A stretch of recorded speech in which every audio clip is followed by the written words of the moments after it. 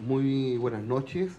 Yo quisiera agradecer a la Universidad 3 de Febrero, a Pepe Tassat, por darnos la posibilidad de compartir algunas reflexiones relevantes sobre este pensador que nos motiva a muchos en América Profunda a seguir pensando más allá de la persistencia en nuestras élites de un pensamiento hegemónico, pero también por la posibilidad que nos ofrece encontrarnos con tan buenos amigos y amigas, ¿cierto?, de distintos lados de esta América, y que también es un motivo importante para estar en estos encuentros, porque la vida tiene también una dinámica de temporalidad, y los amigos cuando van llegando ciertos años ya se mueven con más dificultad, ¿cierto?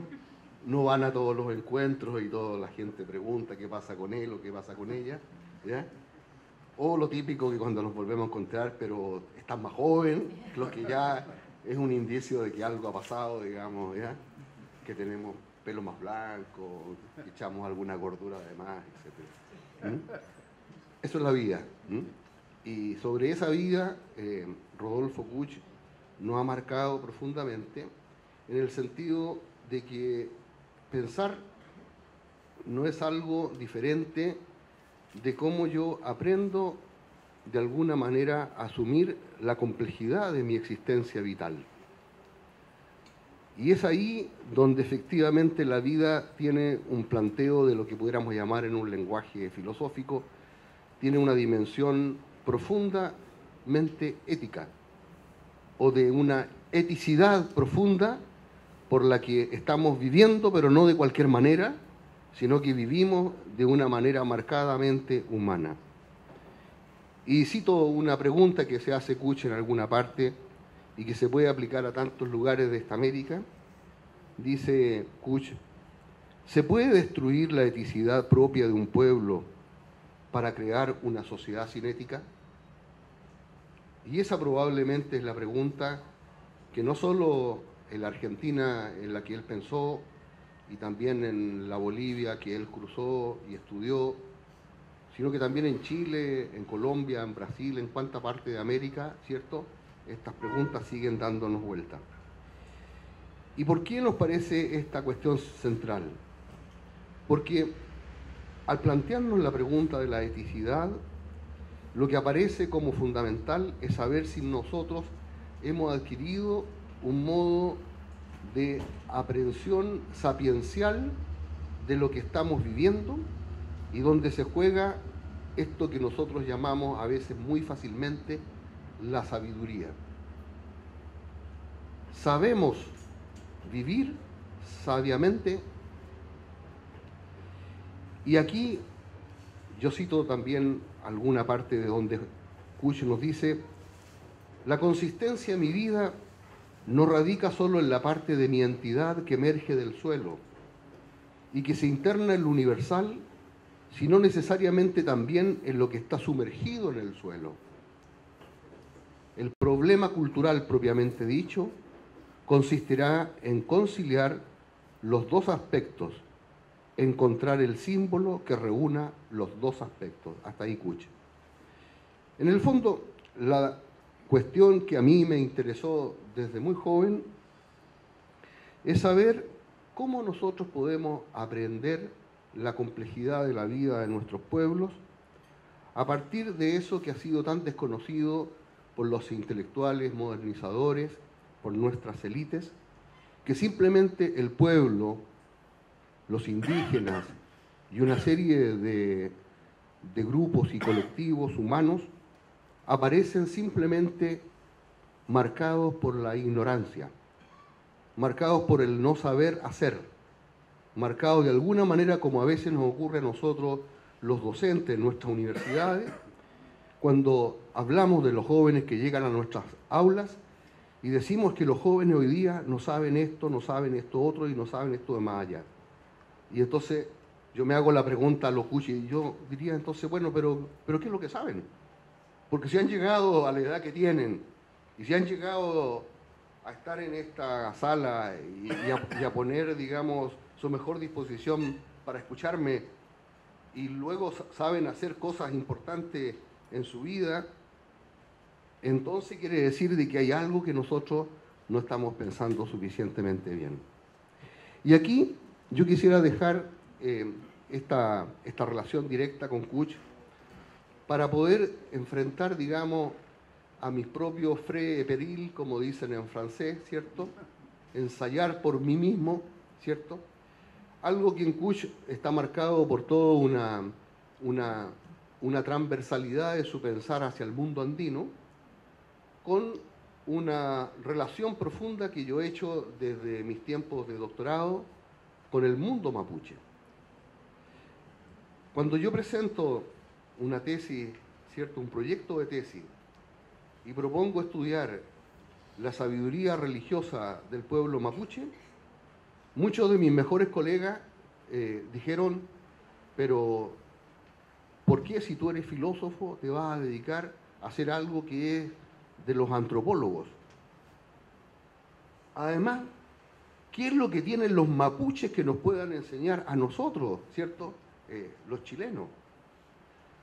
Y eso no solo lo escuché, digamos, una vez, sino que lo escuché reiteradas veces. Y tengo que decir que las paradojas que hemos vivido muchos de nosotros intelectuales, que en un pequeño país, en Europa, en Bélgica, ¿cierto?, en una universidad llamada Loaina, un gran sabio, Jean Ladrier, recibe este proyecto y dice, creo que aquí hay, digamos, una sustancia filosófica que merece, ¿cierto?, ser trabajada, y tuve la suerte de ser acompañado por este ilustre maestro 6 años a profundizar el lenguaje religioso mapuche. Pero no quisiera dejarlo agotado a una esfera de mi biografía intelectual, sino que decir qué pasa con esa problemática cuando yo retorno a Chile. Y particularmente haciendo ya, digamos, una reducción por el corto tiempo que tenemos, ahora que yo vivo y trabajo en Temuco, donde hemos invitado a nuestro distinguido amigo y colega Carlos Cuyén a nuestra universidad.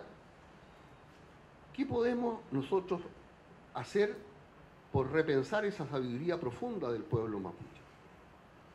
Y recuerdo que la primera cuestión que me surge a mí es que si nosotros somos atentos a este ejercicio de pensar la sabiduría en serio, no puede ser que el filósofo occidental, Winca, nos diría el Mapudungun, asuma, ¿cierto?, el papel de expresar y traducir, ¿cierto?, lo que la sabiduría mapuche está diciendo. Y viene entonces una idea que yo creo que recojo de alguna forma de Rodolfo Kuch, decir, tenemos que hacer un curso donde dialoguen dos tipos de sabiduría, donde cada uno hable desde su propio lugar. Y yo conocía a un ñempín mapuche. Ñempín en Mapudungun significa el dueño de la palabra en un sentido literal, ¿cierto? Pero hay que darle todo el sentido simbólico, o sea, es el que puede decir la palabra en el sentido más profundo del término, ¿ya? O sea, en otras palabras, un filósofo, ¿ya? Entonces, a este filósofo, Armando Marileo, le digo, Peñi, ¿usted estaría dispuesto a hacer un curso de filosofía conmigo? Y me dice, encantado, me dice, porque yo quisiera dialogar sobre las posibilidades de que ambas filosofías puedan llegar a entenderse. No me dice de hacer un camino para que se entiendan, sino que veamos si en el camino podemos llegar a darnos cuenta que estamos hablando a lo mejor de algunas cosas en común. Pero de nuevo, y aquí algo que yo creo que es importante también decirlo en el marco de esta inspiración cuchana, la dificultad hegemónica de la institución occidental universitaria. ¿Quién es este ñempín que quiere hacer clase en la universidad? ¿Dónde estudió? ¿Dónde sacó su posgrado? ¿Dónde están sus publicaciones indexadas en revistas Cielo, ISI y todas esas cosas que hoy día las nuevas exigencias de acreditación nos están pidiendo? Bueno, se dio, y lo tengo que confesar aquí porque es así, En ese tiempo yo ejercía un cargo, digamos, como decano en la facultad, y todo se hacía bajo un sistema computacional. Entonces había que ir respondiendo ventanas. Entonces, bueno, voy entrando, ya, Ñempín, tanto, tanto. ¿En qué lugar estudió? Universidad Mapuche de la Vida. Bien, se abría la ventana siguiente, ¿ya?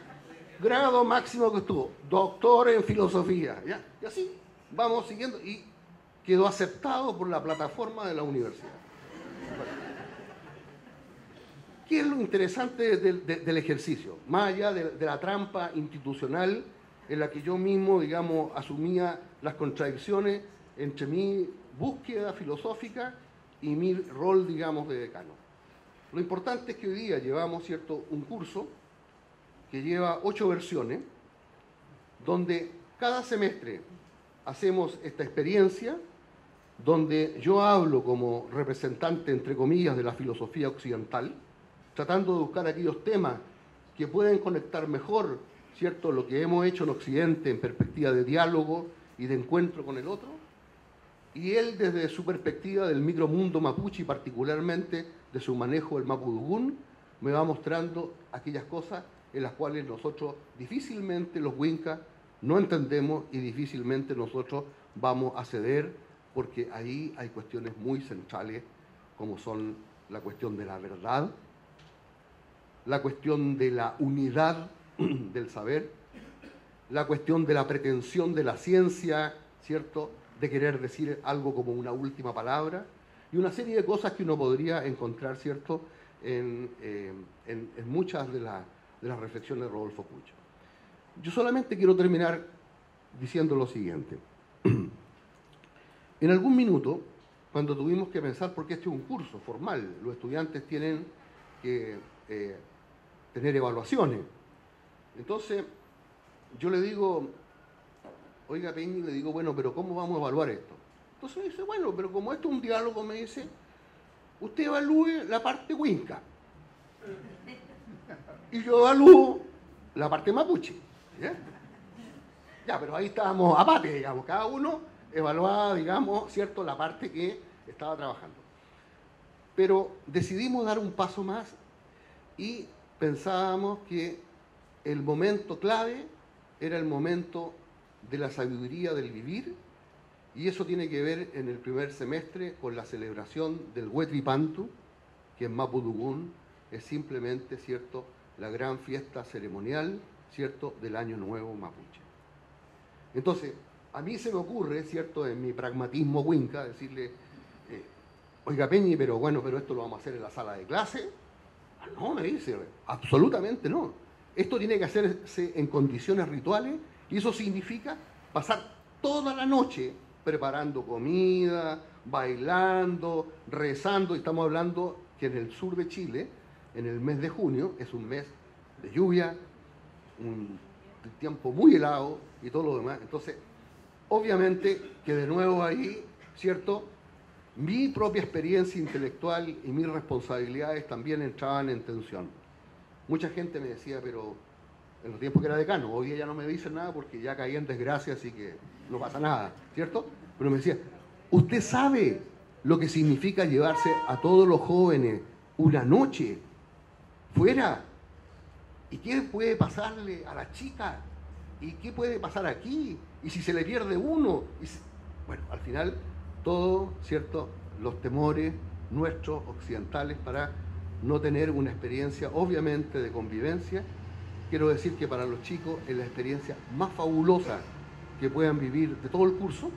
Si bien en nuestras sesiones van aprendiendo a decir muchas cosas en mapudungún y en diálogo con la filosofía occidental, el momento clave de sabiduría es el momento de compartir juntos.